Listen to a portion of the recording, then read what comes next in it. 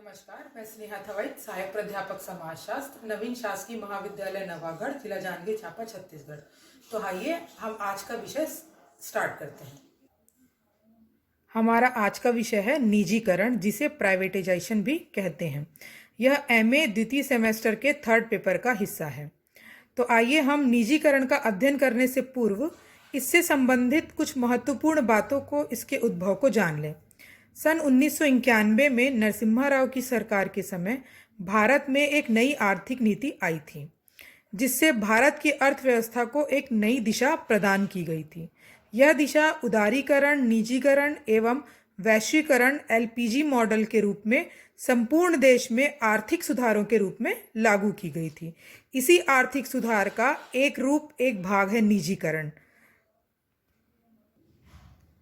निजीकरण का अर्थ है कि निजीकरण व्यवसाय, उद्यम, एजेंसी या सार्वजनिक सेवा के स्वामित्व के सार्वजनिक क्षेत्र से निजी क्षेत्र या निजी गैर लाभ संगठनों के पास स्थानांतरित होने की प्रक्रिया या घटना है। अर्थात निजीकरण एक ऐसी प्रक्रिया है जिसमें क्षेत्र या उद्योग को सार्वजनिक क्षेत्र से निजी क्षेत्र में स्थानांतरित किया जाता है। ऐसे औद्योगिक इकाइयां जो अभी तक सरकारी स्वामित्व व सरकारी नियंत्रण में थी। उदाहरण के तौर पे रेलवे का निजीकरण आईआरसीटीसी के रूप में। रेलवे एक बड़ा उपक्रम है, इसके विभिन्न भाग हैं, तो कुछ भागों का इसमें निजीकरण किया गया है। दूसरा बाल्को जो कि छत्तीसगढ़ में स्थित है, और बाल्को में अधिक शेयर स्टरलाइट एक निजी कंपनी के पास है। राष्ट्र का आर्थिक हिस्सा, जिसे हमेशा निजी व्यक्तियों या कंपनियों द्वारा नियंत्रित किया जाता है, को निजी क्षेत्र कहते हैं। इन्हीं निजी क्षेत्र की कंपनियों में कम से कम 2 और अधिकतम 50 सदस्यों का सीमित दायित्व वाला स्वैच्छिक संघ होता है, जिनके शेयरों का अंतःकरण इनके सदस्यों द्वारा सीमित होता है। साधारण जनों को इसके शेयर का ग्राहक बनने की अनुमति नहीं होती है। इसके बाद हम अध्ययन करेंगे निजीकरण की विशेषता का। निजीकरण की विशेषताएं निम्नलिखित हैं। सर्वप्रथम, निजीकरण एक महत्वपूर्ण आर्थिक प्रक्रिया है। दूसरा, निजीकरण में उद्यमों आदि को सार्वजनिक क्षेत्रों से निजी क्षेत्रों में हस्तांतरित किया जाता है। यह एक मुनाफे की प्रक्रिया अर्थात लाभ कमाने की प्रक्रिया है। घाटे में चल रहे उपक्रमों को जब निजी हाथों में सौंपकर लाभ कमाने का प्रयास किया जाता है या घाटे को दबाने का प्रयास किया जाता है, तो उसे निजीकरण कहते हैं। अगला, इसे निजी व्यक्तियों द्वारा या कंपनियों द्वारा नियंत्रित किया जाता है। पांचवा और अंतिम है, निजीकरण में आर्थिक गतिविधियों का संचालन केवल निजी क्षेत्र की समिति के सदस्यों द्वारा ही संभव है। इसके बाद हम अध्ययन करेंगे निजीकरण के कारण का। निजीकरण के कारण जैसे नीचे दिए हुए हैं। पहला कारण है सार्वजनिक क्षेत्र की भूमिका में कमी कर निजी क्षेत्र की भूमिका में वृद्धि करने के कारण। दूसरा है सरकार पर राजकोषीय बोझ कम करने के कारण। तीसरा है बाजार व्यवस्था में प्रतियोगिता में वृद्धि करने के कारण। निजीकरण के फलस्वरूप प्रतिस्पर्धाएं बढ़ती हैं और बाजार व्यवस्था में लाभ कमाने हेतु प्रतिस्पर्धाएं आवश्यक हैं। अतः सार्वजनिक क्षेत्र की घाटे में चल रही कंपनियों को निजी क्षेत्र में सौंपा जाता है, ताकि हम उस घाटे से बाहर निकल सके और मुनाफे की ओर अग्रसर हो सके। चौथा है घाटे में चल रही सार्वजनिक क्षेत्र की कंपनियों का निजीकरण कर उन्हें मुनाफे में बदलने के कारण आदि। इसके बाद हम अध्ययन करेंगे निजीकरण के उद्देश्य का। जैसा कि नीचे दिया हुआ है निजीकरण का उद्देश्य। पहला, निजीकरण का मुख्य उद्देश्य अधिक से अधिक मुनाफा कमाना है, क्योंकि सार्वजनिक क्षेत्र लाभ के साथ सामाजिक हितों को पूरा करने पर भी बल देती है। निजी क्षेत्र का उद्देश्य केवल लाभ कमाना होता है। दूसरा है निजीकरण से बाजार में प्रतिस्पर्धाएं उत्पन्न होती हैं, जिससे बेहतर उत्पाद व सेवाएं प्राप्त होती हैं। तीसरा है घाटे में चल रही कंपनियों को बेहतर स्थिति में लाने का प्रयास करना। और अंतिम है प्रबंध की गुणवत्ता, उद्यम के कार्यकरण में सुधार करके सभी क्षेत्रों के उत्पादन में व्यावसायिक भावना को प्रोत्साहित करना तथा देश की अर्थव्यवस्था का विश्व अर्थव्यवस्था में समन्वय करके उसे विकास की ऊंची दर पर पहुंचाना है। हमारा अगला अध्ययन है निजीकरण के प्रभाव। मतलब निजीकरण के फलस्वरूप किसी देश की अर्थव्यवस्था में क्या प्रभाव पड़ता है उसका हम आगे अध्ययन करेंगे। पहला, घाटे में चल रहे उद्यमों का विनिवेशीकरण कर सार्वजनिक क्षेत्र की हिस्सेदारी कम कर मुनाफे का कार्य करना। उदाहरण के तौर पे बाल्को का विनिवेशीकरण।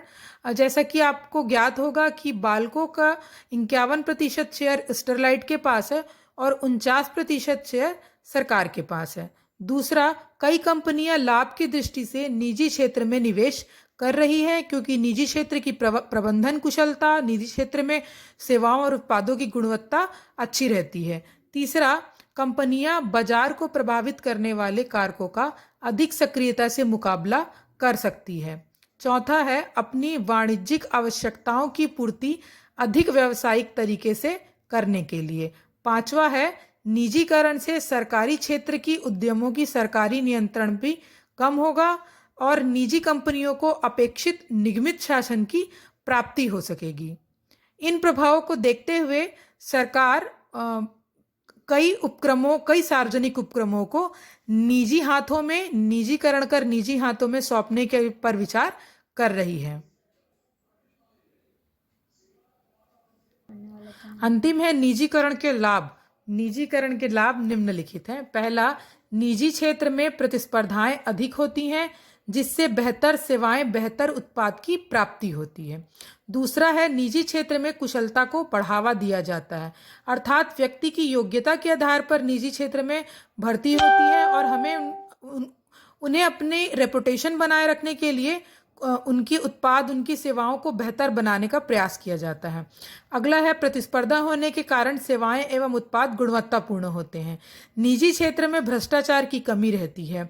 यहाँ मितव्ययता व कम लागत को प्राथमिकता दी जाती है और कम लागत पर अधिक से अधिक उत्पादन का प्रयास किया जाता है ताकि अधिक से अधिक लाभ की प्राप्ति की जा सके।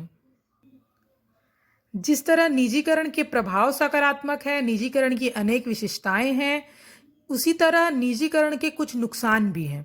निजीकरण के नुकसान निम्नलिखित हैं। पहला, निजीकरण की एक समस्या है कि किसी बड़े क्षेत्र या बड़े उपक्रम का परिचालन किसी एक निजी कंपनी द्वारा संभव नहीं है। इससे समन्वय की समस्या उत्पन्न हो सकती है। उदाहरण के तौर पे रेलवे के कुछ क्षेत्रों का निजीकरण IRCTC के क्षेत्र में किया गया है। रेलवे एक बड़ा उपक्रम है। अगर रेलवे की संपूर्ण गतिविधियों, संपूर्ण क्रियाओं का निजीकरण कर दिया जाए तो कोई एक कंपनी से रेलवे में समन्वय स्थापित करने की समस्याएं होंगी। इसलिए रेलवे के कुछ भाग का निजीकरण हुआ है और कुछ भाग अभी भी सरकार द्वारा हस्तक्षेपित है। दूसरा, निजी क्षेत्र प्रतियोगिता एवं गुणवत्तापूर्ण सेवा प्रदान करती है जिसकी कीमत आम लोगों के लिए काफ़ी मुश्किल साबित हो सकती है आदि। निजी क्षेत्र में प्रतियोगिताएं होती हैं, गुणवत्तापूर्ण सेवाएं प्रदान करती है जिससे उनकी कीमत भी बढ़ जाती है और मध्यम आय वर्ग या निम्न आय वर्गों के लिए इसकी सुविधा उपलब्ध कराना थोड़ा मुश्किल हो जाता है। इस प्रकार कुछ नुकसान के बाद भी निजीकरण की प्रक्रिया प्रबंधन, कुशलता, गुणवत्तापूर्ण सेवाएं, लाभ की दृष्टि से विकास के मार्ग में मील का पत्थर साबित होगा। जैसा कि हमने पहले ही अध्ययन किया था कि भारत में सन 1991 में नई आर्थिक नीति आई थी। उस आर्थिक नीति से आने से पूर्व भारत के सभी उपक्रम सार्वजनिक क्षेत्र के उपक्रम कहलाते थे। फिर उसी आर्थिक नीति में उदारीकरण, निजीकरण और वैश्वीकरण 3 विचार आए जिनमें उदारीकरण था, वैश्वीकरण और निजीकरण था। इनको LPG मॉडल भी कहा जाता है और इसी निजीकरण के द्वारा जब तत्कालीन गवर्नमेंट को विचार लगा कि इन उपक्रमों का निजीकरण कर दिया जाए ताकि ये उपक्रम जो घाटे में हैं या बंद पड़े हुए हैं उनमें वापस से एक नई जान उत्पन्न हो, वापस से वो प्रतियोगिता के क्षेत्र में आए, वापस से वो बाजार अर्थव्यवस्था के में आए। इसलिए निजीकरण का कुछ नुकसान होने के बाद भी इसके सकारात्मक प्रभावों को देखते हुए, इसकी विशेषताओं को देखते हुए और इसको लाभ को देखते हुए भारत देश में निजीकरण एक आवश्यक प्रक्रिया है। धन्यवाद।